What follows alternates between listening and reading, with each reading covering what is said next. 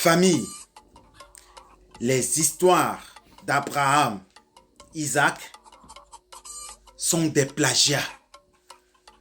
Je suis parti moi-même personnellement faire des recherches et lire l'histoire de Satni et de son fils Sénosiris. Ils ont recopié le texte africain pour en faire Abraham et Isaac. Écoutez d'abord ce que notre érudit va dire et je vais venir commenter. Ceux qui veulent le livre, venez en inbox. Les histoires qu'on raconte dans la Bible d'Abraham, vous les découvrez dans les textes de l'Afrique ancienne. La seule chose qui diffère, c'est le nom des personnages. Et la couleur. Et la couleur des personnages et le lieu où se déroule l'action. Parce que Abraham, c'est le texte égyptien de Satni et de sa femme Maï qui était vieux et qui ne pouvait pas avoir d'enfant. Et lorsque Dieu dit à Satni, « Ô Satni, un fils te sera donné et tu l'appelleras du nom de Sénosiris », qu'est-ce que vous découvrez à propos d'Abraham? « Ô Abraham, un fils te sera donné et tu l'appelleras du nom d'Isaac ». Donc, il faut savoir qu'il y a quand même des congrès de théologie qui sont organisés à travers le monde. Et ces congrès de théologie statuent qu'il y a eu copie. Et c'est pour ça que dans la Bible, je vous dis que dans la Bible, quand vous lisez les notes d'information, on vous dit que ces textes sont des copies de textes plus anciens. Pour éviter un procès.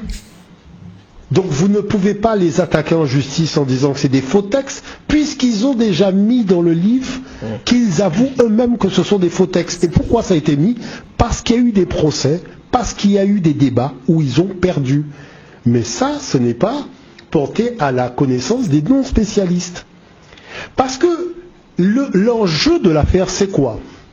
C'est la nature outrancière de l'impérialisme qui veut que l'homme soit né en Afrique, que Dieu ait créé l'homme africain, qu'il ne lui ait pas parlé, qu'il ne lui ait pas donné de texte sacré, qu'il ne lui a pas parlé de son fils, qu'il ne lui a pas parlé de la résurrection, c'est-à-dire un niveau, si vous voulez, d'ignominie et de prétention qui dépasse même le niveau d'immoralité dans l'histoire de l'humanité. Vous voyez l'affaire? Bien, famille. Prenez un peu d'air.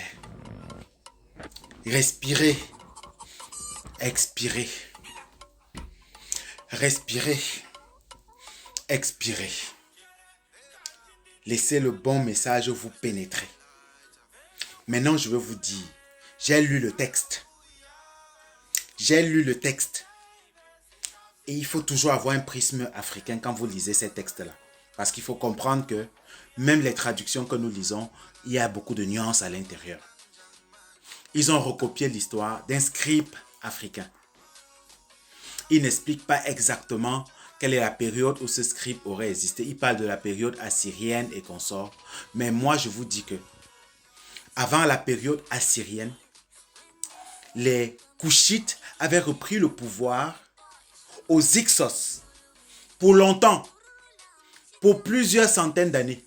C'est-à-dire entre le 14e siècle avant l'ère chrétienne et le 7e siècle. Donc voyez un peu, ça fait au moins 8 siècles que nos ancêtres avaient repris le pouvoir, ils avaient repoussé les Hyksos.